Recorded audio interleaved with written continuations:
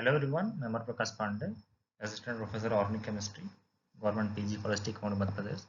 आज हम लोग बात करने वाले हैं जो एमपीपीएससी असिस्टेंट प्रोफेसर का एग्जाम होने वाला है, उसमें जो फर्स्ट पार्ट है सिंपली जो जीके का क्वेश्चन आने वाला है, एमपी जीके का 50 क्वेश्चन, उसकी तैयारी कैसे करनी है और कैसे की जाए उस तैयारी उसकी, और उसका सिलेबस में क्या क्या चीज़ें हैं, इसके बारे में हम लोग बात करने वाले हैं। आज बात करें सिलेबस की तो इसको दो पार्ट में डिवाइड किया गया है। पहला पार्ट जो आपका है वो है एमपी जीके का, सिंपली हम बात करने वाले हैं, इसी पर फोकस करने वाले हैं।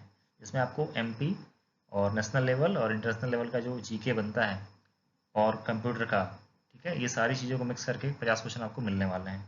और ये जो पहला पार्ट है वो सभी परीक्षाओं, मतलब जो भी आपके विषय होंगे सभी लोगों के लिए कॉमन होने वाला है ये सिलेबस, ठीक है। तो आप सभी लोग उस 50 क्वेश्चन की तैयारी कैसे करेंगे उसके बारे में हम वीडियो में बात करने वाले हैं।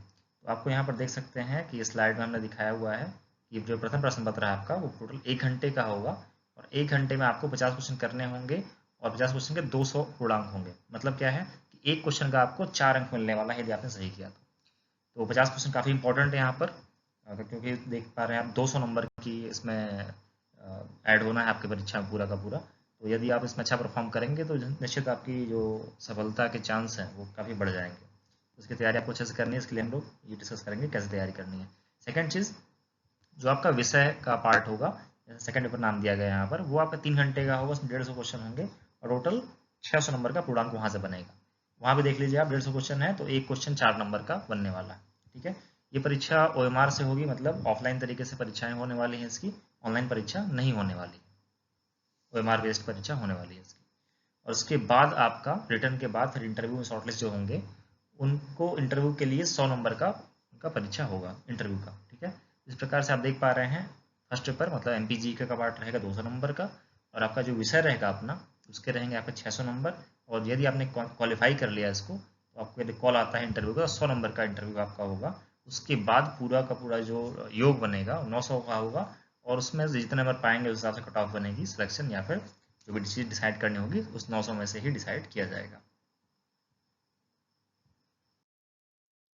बात कर ले परीक्षा के बारे में, तो परीक्षा जैसे यहाँ लिखा है 2 सत्रों में आयोजित किया जाएगा। पहला सत्र कौन सा होगा आपका एमपी जीके का 1 घंटे वाला, दूसरा कौन सा होगा आपका अपना विषय का होगा, ठीक है। यहाँ पर देख लीजिए सेकंड पॉइंट जो लिखा हुआ है, प्रथम प्रश्न पत्र की विषय वस्तु क्या क्या होने वाली इसमें चीज़ें। तो सिंपली जैसे हमने बात किया एमपी जीके और जो करंट अफेयर हम पढ़ते हैं, इसके अलावा कंप्यूटर का पार्ट होगा, ठीक है। तो वो देख लीजिएगा उसकी तैयारी कैसे करनी है, अभी हम देखने देखने वाले हैं उसके बारे में। तो यहाँ पर एमसीक्यूज क्वेश्चन आने वाले हैं, एमसीक्यू टाइप के। और इसमें जो अब क्वालिफाइंग मार्क होगा जनरल कैटेगरीज के लिए, क्वालिफाइंग मार्क जो दिया गया है इसमें वो रखा गया है 40%। मतलब आपका 200 नंबर का है तो वहाँ पर आपको 80 नंबर एटलीस्ट पाना ही होगा, तभी आप क्वालिफाई माने जाएंगे। यदि मान लीजिए आप सेकंड पेपर में आपके अपने विषय में बहुत अच्छा परफॉर्म कर लेते हैं, 600 में से मान लीजिए आपने 550 कर लिया, फिर 500 कर लिया, जो भी कर लिया, लेकिन आपने यदि जो 50 क्वेश्चन वाला पार्ट है उसमें अच्छा परफॉर्म नहीं कर पा रहे हो, आप 80% नहीं पा रहे हो, सॉरी 80 नंबर नहीं पा रहे हो 40%, तो आपको डिस्क्वालीफाई माना जाएगा। इसलिए पहले पेपर में भी पहला पार्ट जो है आपका एमपीजीके का, उसमें भी आपको अच्छा परफॉर्म करना है, कम से कम 40% स्कोर करना है। और सेकंड में भी सेम ऐसे ही 40% का, लेकिन ये मिनिमम है, कम से कम आपको 40% स्कोर करना ही पड़ेगा। और जहाँ पे अन्य लोगों के लिए जो एमपी के लोग हैं, जैसे कि एससी एसटी ओबीसी में आते हैं जो लोग, और यहाँ पर ईडब्ल्यूएस को शायद दिया गया, लिखा गया ईडब्ल्यूएस के लिए और दिव्यांगजन के लिए, इन सभी लोगों को 10% छूट दी गई है। मतलब यदि ये लोग 30% भी पाते हैं, ठीक है, तो उनको क्वालिफाई माना जाएगा। बाकी जनरल के लिए आपको 40% अनिवार्य रूप से पाना ही पड़ेगा। ये रही यहाँ पर परीक्षा का जो आपका पार्ट ए होने वाला है उसका सिलेबस क्या होगा, मैंने यहाँ इंग्लिश में दिखा दिया है और यहाँ पर हिंदी में दिखाया हुआ है, ठीक है। तो हम ये बात करें, पहला टॉपिक जो है आपका यहाँ पर है, उसमें क्या है, मध्य प्रदेश का इतिहास, संस्कृति एवं साहित्य। इंग्लिश में बोले तो history, culture and literature of MP. इसमें सारे पॉइंट्स हैं, इसके बारे में आपको पढ़ना है। तो मैं लास्ट में बताऊंगा किताब कौन सी इंपॉर्टेंट है, कौन सी क्वेश्चन आपको देखने हैं, कहाँ से देखने हैं। सिलेबस आप देखना चाहें तो आपको सिलेबस यहाँ देख सकते हैं, बाकी आप डाउनलोड कर लीजिएगा और उसको एक बार प्रॉपर देख लीजिएगा कौन कौन से टॉपिक है। कोई टॉपिक को छोड़िएगा मत, सभी टॉपिक्स के बारे में कुछ ना कुछ जरूर पढ़ के जाएं, क्योंकि 50 क्वेश्चन जो आपके हैं उनमें से कम आपको 20 क्वेश्चन सही करने ही पड़ेंगे किसी भी हाल में, तभी आपको क्वालिफाई माना जाएगा एग्जाम में। अदरवाइज आपने सेकंड पार्ट में कितना ही बढ़िया कर दिया हो, लेकिन यदि आपने फर्स्ट पार्ट में 20 क्वेश्चन नहीं सही कर पा रहे हो 50 में से, तो आपकी बिल्कुल क्वालिफाई नहीं माना जाएगा। आप कितना भी अच्छा कर लोगे, इंटरव्यू कॉल आपको नहीं आने वाली है। इसलिए इस पर ज़रूर फोकस करें, और तैयारी कैसे करनी है हम आगे इसमें बताएंगे। इसके अलावा इसमें ज्योग्राफी का भी पार्ट है, और इसमें इकोनॉमिक्स का भी पार्ट है, पॉलिटी का भी पार्ट है। तो आप देख लीजिएगा, टॉपिक्स लगभग सभी टॉपिक्स समान होते हैं सभी एग्जाम्स में, लेकिन जो स्पेशली बुक पढ़नी है कौन सी, वो हम आगे देखने वाले हैं इसमें। इसके अलावा करंट अफेयर्स की बात कर लें, तो करंट अफेयर आप देख लीजिएगा, कम से कम 6 महीने का करंट अफेयर जरूर देख के जाइएगा। कि लास्ट जैसे आपका एग्ज़ाम, यदि केमिस्ट्री वालों की बात करें तो उनका एग्ज़ाम होने वाला है 4 अगस्त को शायद होने वाला है उनका एग्ज़ाम। तो कम से कम आप इस जनवरी 2024 से लेकर के जुलाई 2024 तक कम से कम 1 महीने की तैयारी, 6 महीने की तैयारी आप कम से कम करके जाएं। और यदि कम से कम बता रहा हूँ मैं, यदि हो सके तो 1 साल की तैयारी कर ले तो बहुत बेहतर है, लेकिन कम से कम 6 महीने की तैयारी यदि आप करके जाएँ करंट अफेयर में, तो आपको काफ़ी हेल्प मिलने वाला है। ये रही बुक्स, कौन कौन सी बुक्स आपके लिए इंपॉर्टेंट होने वाली हैं। तो जो लोग तैयारी कर रहे हैं और हिंदी मीडियम प्रेफर करते हैं, ठीक है, हिंदी मीडियम प्रेफर करना मतलब कुछ लोग ऐसे होते हैं जिनका मीडियम हिंदी ही होता है और चाहते हैं कि उनकी किताबें जो है हिंदी में ही मिल जाए। तो उनके लिए सबसे बेस्ट किताब जो होने वाली है परीक्षा धाम की, ये MPG की किताब होने वाली है। यदि आप इस किताब को फॉलो करेंगे तो जो भी सिलेबस में पॉइंट्स आपके लगभग लगभग सभी के सभी पॉइंट्स मिल जाएंगे आपको इसमें, और आपकी काफ़ी हेल्प हो जाएगी। लेकिन ड्रॉबैक क्या है इस किताब का, ये किताब सिर्फ हिंदी में ही आती है, इंग्लिश में किताब नहीं आती। तो जो लोग तैयारी कर रहे हैं और उनको इंग्लिश मीडियम प्रेफर करना है, या फिर इंग्लिश मीडियम उनको ज़्यादा समझ में आती है, तो उनके लिए ये किताब है महेश कुमार बर्णवाल, रूप सिंह यादव। ये MPGK की ही बात करेगा इसमें भी, और इसका हिंदी वर्जन भी आता है, ठीक है। लेकिन जो प्रॉपर हिंदी मीडियम के स्टूडेंट हैं उनको मैं रिकमेंड करूंगा कि आप सिंपली मल्टीपल परीक्षा धाम वाली बुक ही लेकर के पढ़ें। और यदि आप ग्रुप में पढ़ाई करते हैं, 2-4 लोग आप लोग हैं ऐसे कि ग्रुप में पढ़ाई कर सकते हैं, तो आप दोनों बुक्स खरीद सकते हैं और आपस में अदल बदल पढ़ सकते हैं।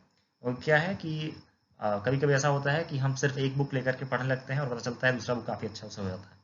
तो आपको अपनी चॉइस के लिए एक बार देख लीजिएगा दोनों, या फिर आप किताब के की दुकान पर जाइएगा, आप उससे देख लीजिएगा, जो आपको बेहतर लगेगा उसको आप पढ़ लीजिएगा ले करके, वहाँ खरीद करके। किताबों का रेट ज़्यादा नहीं है, लगभग 300 से 400 के बीच में ही होगा। तो आप देख लीजिएगा जो सूटेबल होगा आप उसमें से ले सकते हैं। वैसे मेरा रिकमेंडेशन यही है कि हिंदी मीडियम के बच्चों के लिए, जो कैंडिडेट्स हैं उनके लिए, MPGK के लिए आप पढ़ सकते हैं MP परीक्षा धाम। और जो इंग्लिश मीडियम के बच्चे हैं उनके लिए ये किताब अवेलेबल नहीं हो पाएगी, क्योंकि ये सिर्फ हिंदी में ही आती है करंटली।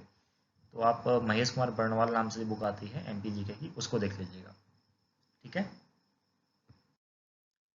इसके अलावा अभी कुछ 2 बार लगभग, शायद हाँ लगभग 2 बार परीक्षा हो चुकी है MPPSC के द्वारा असिस्टेंट रजिस्ट्रार की, ठीक है। तो उस एग्ज़ाम में भी MPG के क्वेश्चन आए हुए हैं पहले से, तो एक बार उनको ज़रूर देखिएगा कि उनकी क्वेश्चन का लेवल क्या है, क्योंकि प्रोफेसर का एग्ज़ाम का जो MPG के पार्ट होने वाला है 50 नंबर का, 50 क्वेश्चन का, 200 नंबर का, उसका लेवल जो है काफ़ी हद तक आपसे यहाँ आपको यहाँ से मिलता जुलता दिखेगा। इसलिए यदि आप इसके PYQs देख लेंगे, पुराने क्वेश्चन देख लेंगे, आपको पढ़ाई करने में आसानी रहेगी कि आपको किस लेवल तक की पढ़ाई GK की करनी है, ठीक है।